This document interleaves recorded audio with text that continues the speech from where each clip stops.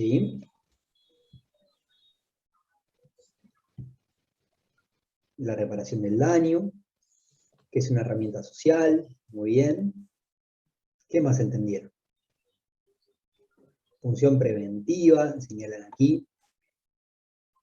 Ahora bien, dentro de las múltiples funciones que cumple la responsabilidad civil, ¿podemos señalar alguna de ellas como prioritaria, como más importante que las otras?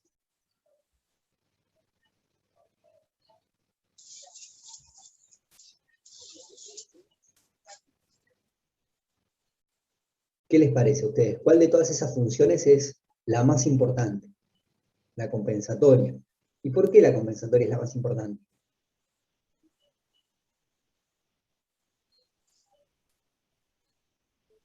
Anímense cuando les pregunto y demás a intervenir, Porque, ¿no? Activar el micrófono y participar. porque busca compensar el daño que sufrió la persona. Muy bien. Eso ya lo vamos a relacionar más adelante con uno de los principios que es de reparación integral del daño. Lo que se busca es reparar exactamente el daño que sufrió la persona, ni más ni menos. ¿Sí? ¿Qué otra función recuerdan, aparte de la compensatoria?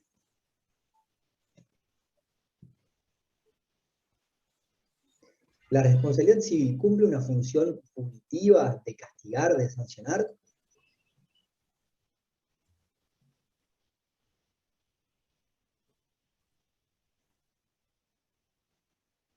Demarcatoria, me decían aquí, perfecto, satisfactiva. ¿En qué caso cumple una función satisfactiva la responsabilidad civil?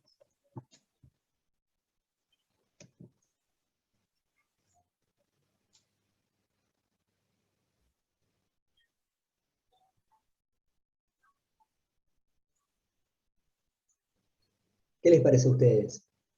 Sobre todo aquellos que escribieron que cumple una función satisfactiva. ¿Toda la responsabilidad civil cumple una función satisfactiva o no?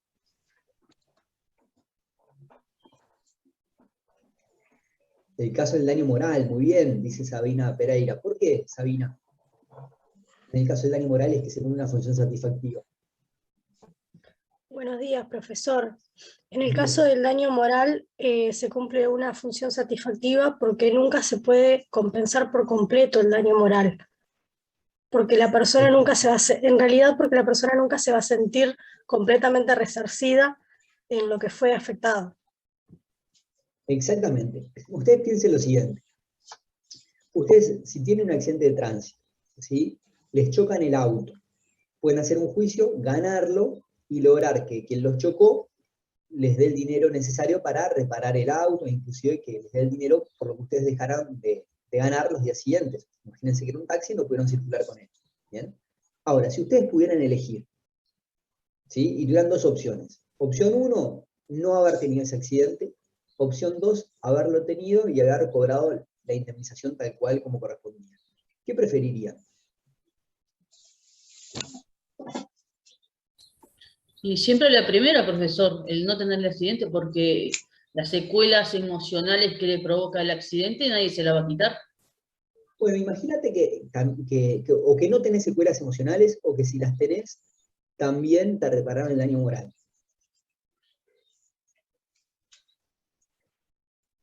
Como me escriben aquí en el chat, y como tú también decías, todo el mundo prefiere no tener el accidente. ¿Sí? Porque aun cuando te indemnicen, siempre el mal momento lo pasaste. ¿Sí? Tuviste que afrontar un juicio y demás, por lo menos. Siempre los sujetos prefieren no sufrir un daño, por más que el daño sea reparado.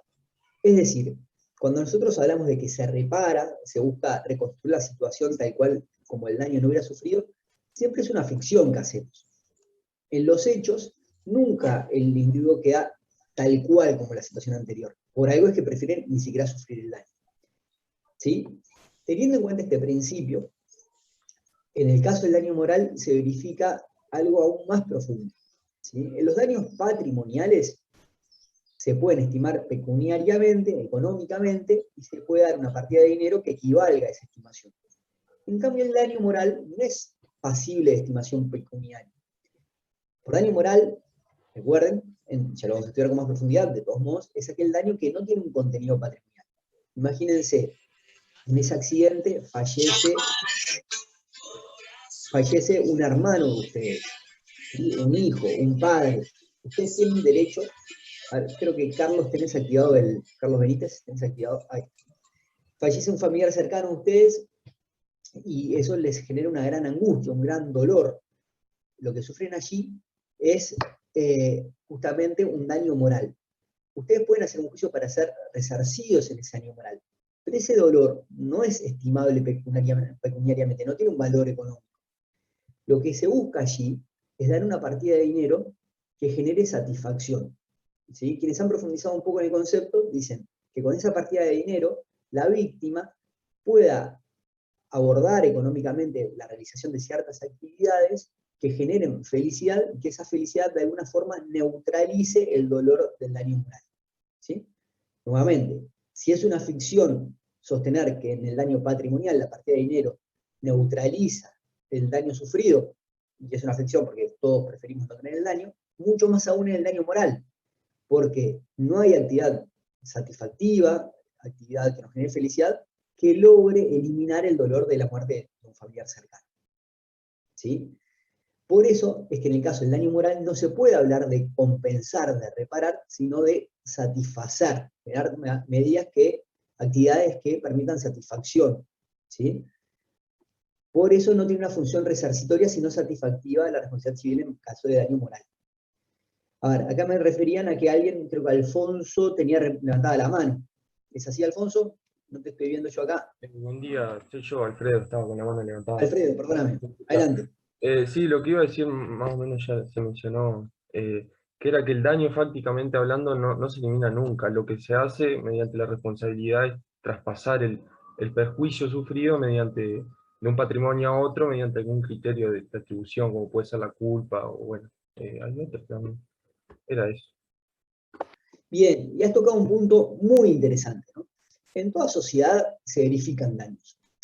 Lo que tiene que resolver la sociedad frente a esos daños es qué hacer. Y tienen diferentes caminos posibles. Un camino posible es resolver que la víctima tiene que internalizar el daño.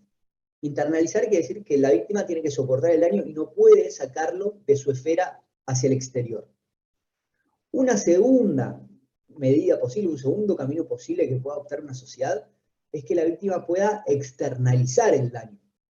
Es decir, que la víctima tenga derecho a no ser ella quien soporta el daño, sino que lo pueda sacar al exterior y que alguien le indemnice. En esa vía de externalizar el daño, siempre que la sociedad opte por ese camino, a su vez tenemos que ver quién es el que lo tiene que absorber, qué tercero es el que habrá de recibir en su patrimonio la externalización del daño que hace la víctima. Podrá ser un individuo particular, también podrá ser la sociedad como todo. Imagínense que hay daños que los afronta toda la sociedad por los mecanismos de seguridad social. ¿Sí?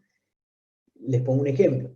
Cuando una persona tiene que afrontar una enfermedad que requiere medicamentos de alto costo, tratamientos especializados, allí, en algunos casos, dependiendo del medicamento, es la propia sociedad la que absorbe el daño, ¿sí? Mediante determinados institutos, como por ejemplo BPS, el Fondo Nacional de Recursos, etc. Son daños en sí, porque es un costo económico afrontar ciertos medicamentos. Pero allí esa externalización no opera por los mecanismos de responsabilidad civil, sino que opera por otros mecanismos. Mecanismos en este caso de seguridad social. También, por ejemplo, otra forma de externalizar el daño es el seguro obligatorio. Para ciertos sectores de actividad, lo que ha resuelto la sociedad no es que sea una externalización individual, que el sistema de gobierno del derecho de daños se resuelva entre dos particulares, víctima y victimario, sino que se resuelve de un modo más global. Por ejemplo, los accidentes de trabajo. La sociedad entiende que se verifican con cierta frecuencia los accidentes de trabajo y que eso requiere una regulación sistemática, no individual. Entonces, que esos daños que sufren los trabajadores ya serán indemnizados por un mecanismo determinado que es el sistema de seguro obligatorio con el Banco de Seguros del Estado por los accidentes de trabajo. Todas las empresas tienen que pagar un dinero para contratar ese seguro obligatoriamente, pero luego quien habrá de abordar esa indemnización será justamente esta entidad del Banco de Seguros del Estado. Algo similar sucede con la circulación de automotores, que allí, durante mucho tiempo, el sistema de reparación, de abordar esos daños que se sufrían en ese sector, estaba resuelto a través del sistema de responsabilidad civil. ¿Sí? Si alguien sufrió un daño en un accidente, tenía que hacer un juicio a otro, y podrá ganar o perder, pero luego tenía que, si ganaba, cobrarle a quien lo había chocado. En cierto momento, no recuerdo exactamente, pero tal vez hace unos 10 años atrás, se resuelve cambiar el esquema y establecer lo que se llama el SOA, el Seguro Obligatorio de Automotores. Todos los vehículos están obligados a contratar ese seguro, y si hay un accidente, si bien sigue existiendo el sistema de responsabilidad civil y la víctima puede ir por ese sistema, a ese sistema se le acumula una segunda vía, que es una reclamación por vía administrativa contra el seguro que tenía contratado el vehículo que causó el accidente, y por ese medio se habrán de indemnizar los daños personales, no los patrimoniales, es decir, las lesiones que sufrió la víctima y demás, no la reparación del vehículo. ¿Bien? Lo que les quiero mostrar con esto es que en una sociedad los daños necesariamente se van a verificar, es parte de la vida en sociedad, parte de la interacción humana, pero esos daños se pueden intentar de resolver con una sociedad por muchos mecanismos distintos. Un mecanismo puede ser la internalización, cuando la sociedad entiende que la víctima lo tiene que absorber por sí misma y no tiene derecho a trasladarlo a otros, pero otros daños se pueden externalizar, y en la externalización hay muchas vías posibles, y la responsabilidad civil es solamente una de esas vías. ¿Sí? Les pongo un ejemplo de la internalización. Fíjense ustedes, o ya lo van a estudiar, cuando veamos, es justamente lo que hablábamos hoy, el principio de reparación integral del daño, es que muchos autores sostienen de que el daño tiene que tener cierta entidad, que los daños de muy escasa cuantía no tienen que ser trasladados, sino que la víctima lo tiene que soportar. ¿Ah? Más allá de si estamos de acuerdo o no con esta afirmación, eso implica un umbral, un mínimo, y debajo de ese mínimo, esos daños los tiene que internalizar la víctima, no los puede reclamar. Esto lo vemos claramente en la hipótesis de las relaciones de vecindad. Quizás, si yo estoy dando clase y el perro de mi vecino empieza a ladrar, eso a mí me molesta, me genera un daño. Pero, si yo voy ante un juez a reclamar que mi vecino me indemnice por los ladridos del perro, probablemente el juez diga que es parte de la normal tolerancia entre los vecinos, y que yo me la tengo que aguantar. ¿Sí? No puedo reclamarle a mi vecino que indemnice, tengo que internalizar el daño. Así como a lo mejor el vecino se tiene que aguantar que mis hijos estén todo el día con la pelota pegándole a la pared medianera. ¿Sí? Esas hipótesis de daños que tenemos que tolerar implican justamente lo que les decía, que no se externaliza, no opera el sistema de responsabilidad civil. ¿Bien? ¿Se entiende esto? A ver, aquí, en relación a esto, Gamarra indica que el daño no puede eliminarse, sino que se traspase el patrimonio damnificado. Exacto. Bien. Hay compañeros en sala de espera. A ver, yo no los estoy viendo, vamos a bichar. Acá tengo, sí, efectivamente. Bien. Bueno, ¿hasta acá hay una duda? Ya van a ver ustedes, cuando en la clase que viene veamos un poco la historia de la responsabilidad civil, que las sociedades, en sus orígenes, abordan esta problemática del daño con una perspectiva distinta. La primera perspectiva que se adopta es que los individuos se arreglen entre ellos, ¿sí? Que si alguien daña a otro, problema de ellos, que lo resuelvan como puedan. Y allí es que aparece inicialmente la revancha como primer mecanismo. Luego las sociedades van evolucionando y van viendo que en realidad la revancha como mecanismo termina siendo una mala solución. ¿Por qué? Porque esa revancha genera enojo en el otro, que seguramente quiera a su vez tomar represalias, y así se desata una cadena de agresiones que es difícil de parar, y mirando el interés de la sociedad genera más problemas que soluciones. A partir de allí es que las sociedades empiezan a intervenir y buscan cierta regulación a la responsabilidad, y luego veremos, o verán ustedes en el video, cómo es que eso va evolucionando. ¿Bien? Bueno, vamos a seguir adelante entonces. Y en cuanto a los fundamentos de la responsabilidad, ¿qué me pueden decir?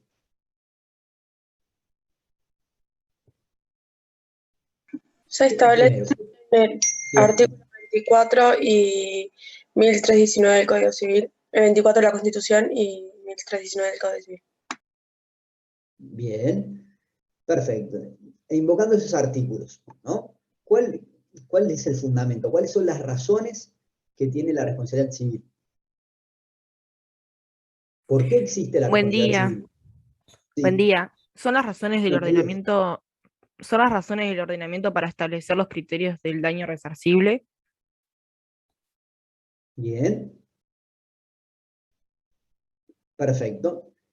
Y imagínense que ustedes son legisladores, ¿sí? Y tienen una sociedad recién constituida en la cual tienen que establecer un sistema de gobierno del daño.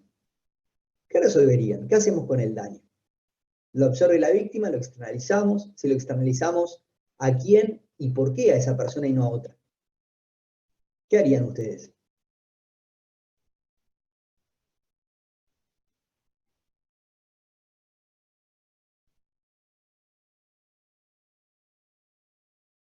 ¿Qué piensan?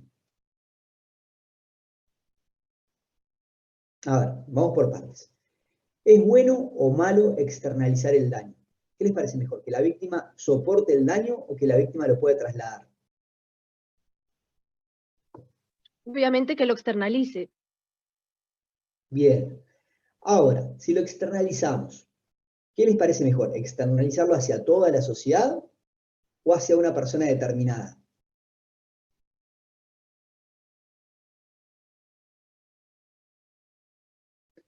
Brian de la Hacia Valle una, dice Bien, adelante. Perdón, me interrumpí. hacia una persona determinada, hacia la persona que le causó el daño.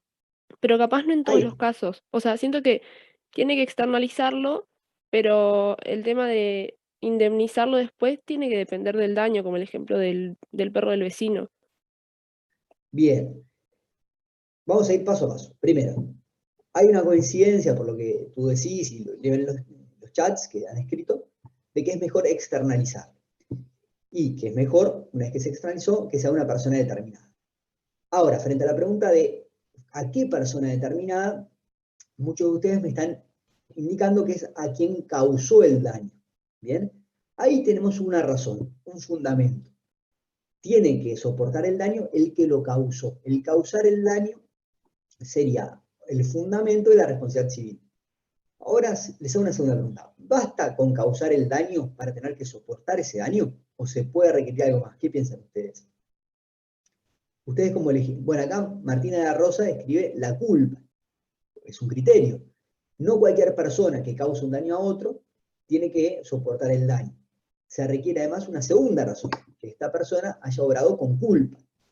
Bien. Ahora,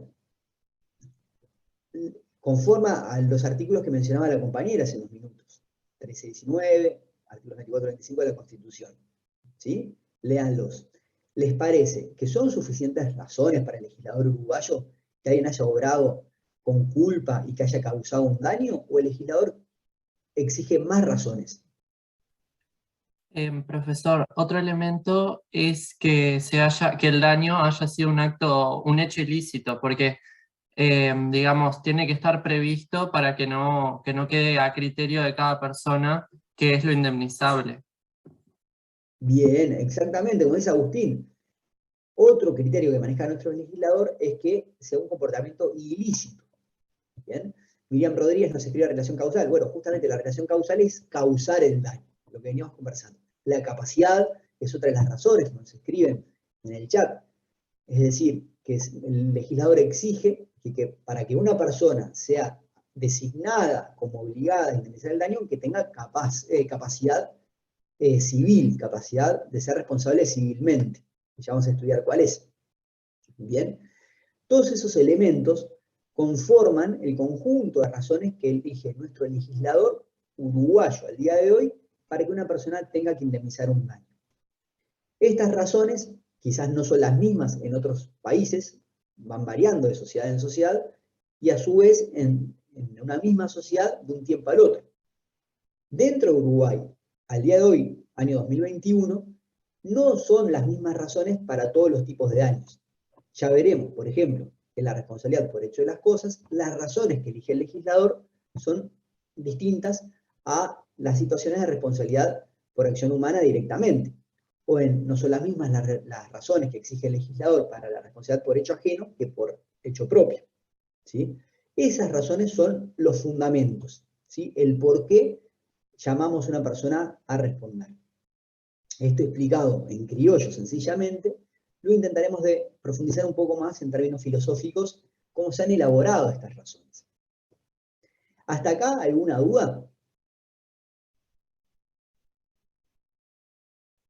¿No? Bien.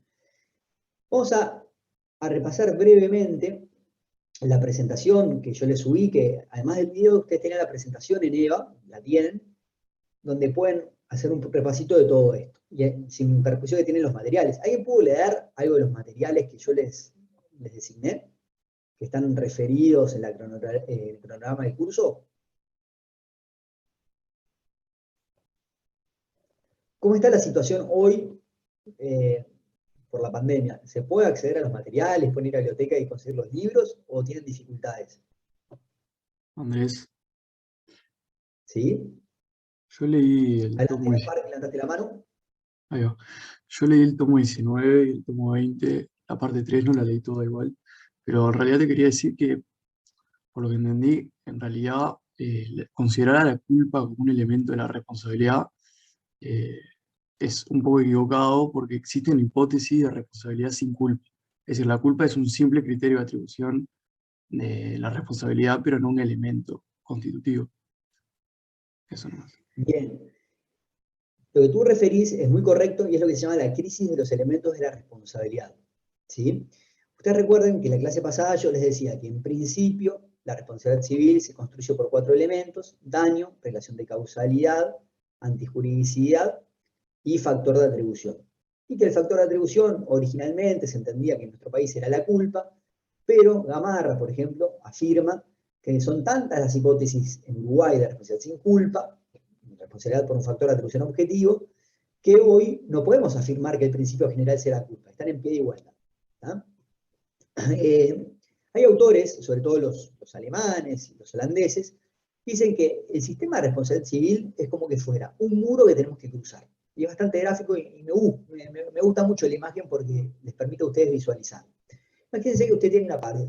Si logran pasar de la pared hacia el otro lado, bueno, efectivamente el juez está autorizado a condenar a otro por responsabilidad civil. Para llegar a cruzar esa pared, ustedes tienen 4 cajones. ¿Sí? Un cajón es el daño, un cajón es el nexo causal, otro cajón es el factor de atribución y otro factor es la antijuridicidad. ¿Qué dicen estos autores? Hay casos en que alguno de estos cajones está disminuido. La altura no es la suficiente. Muchas veces los jueces y los autores intentan suplir esa disminución de un cajón con el hecho de que otro de los cajones sea demasiado grande. Y así cruzan igual el muro cuando no deberían cruzar. Imagínense una hipótesis en la cual un sujeto haya obrado muy pero muy mal, ¿sí? Que es totalmente repudiable lo que hizo. Están sumamente verificadas la antijuridicidad y el factor de atribución subjetivo culpa. Sin embargo, en realidad no le podemos atribuir a esa persona haber sido quien causó el daño. ¿Sí? Les pongo un ejemplo. Yo soy un experto nadador, estoy en la playa y veo como uno de ustedes, a quien odio, se está ahogando y se ahoga. ¿Sí? ¿Yo causé el daño? No, no lo causé. El daño es la actividad de ustedes mismos que se metieron a nadar y se ahogaron. Sin embargo, quizás el sistema me reproche muchísimo el hecho de que yo, siendo un experto nadador, podría haberlo salvado y no lo hice. Y me condene por responsabilidad civil, lo cual está mal, porque en realidad no se verifica el factor, no se verifica uno de los elementos, que es la relación de causalidad. ¿Sí? Lo que buscan estos autores alemanes y holandeses es decir, que muchas veces el sistema opera, no es que no están diciendo las cosas como deben ser, sino describen qué es lo que sucede en la práctica. El sistema opera que ante la carencia de uno de los elementos, pero frente a otro de los elementos que está engrandecido, igual se sostiene la responsabilidad civil. ¿Ah? Y por eso se cruza de todos modos el muro, porque uno de los cajones, al ser más grande, permite llegar a la altura suficiente.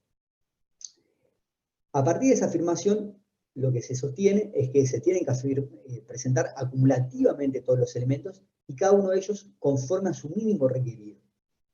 Si nosotros empezamos a analizar diferentes situaciones de la responsabilidad, que luego lo iremos haciendo en el curso, veremos que cada uno de estos 4 elementos sufre casos en los cuales no se verifica e igual se sostiene que opera un sistema de indemnización. Por ejemplo, en materia de daño, ya veremos una de las hipótesis, que es el daño punitivo, ¿sí? Si no me equivoco, es una de las próximas clases, creo que en 10 días más o menos estaremos viendo daño punitivo, no me acuerdo bien el cronograma, ¿ah? Que es una hipótesis en la cual no se sufre un daño y sin embargo igual se indemniza. Tiene cierta discusión sobre si esta hipótesis de daño punitivo se aplica o no se aplica en Uruguay. Digamos que la gran mayoría de la doctrina entiende que no se aplica. Esto es lo que ustedes ven, por ejemplo, cuando leen las noticias y ven que en Estados Unidos alguien va a McDonald's, le dan una hamburguesa con una cucaracha y le dan $1 millón. ¿Sí? El daño que sufrió esa persona por comerse una hamburguesa con una cucaracha, evidentemente no es $1 millón. Ese $1 millón obedece a otra cosa, a las ganancias que percibió la empresa. Ya lo estudiaremos. Allí ven cómo está afectado el elemento daño.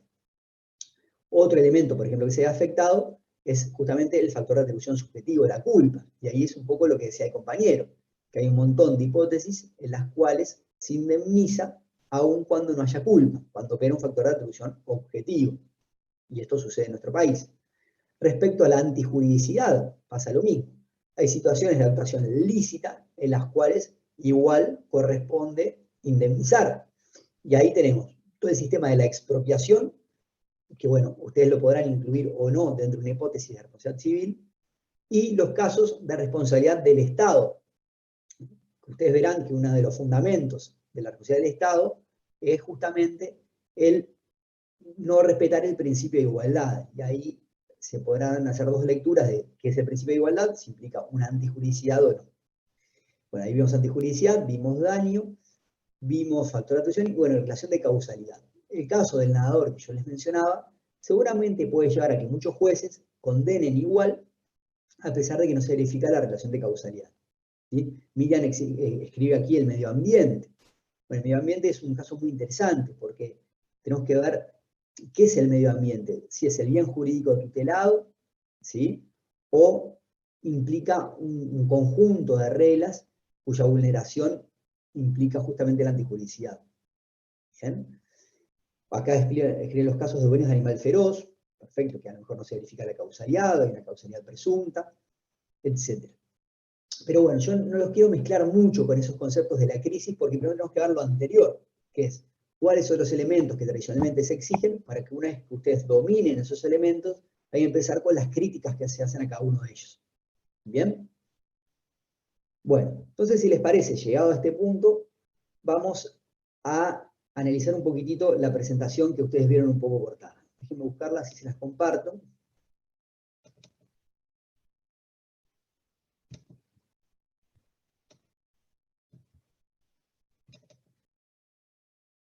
Bien.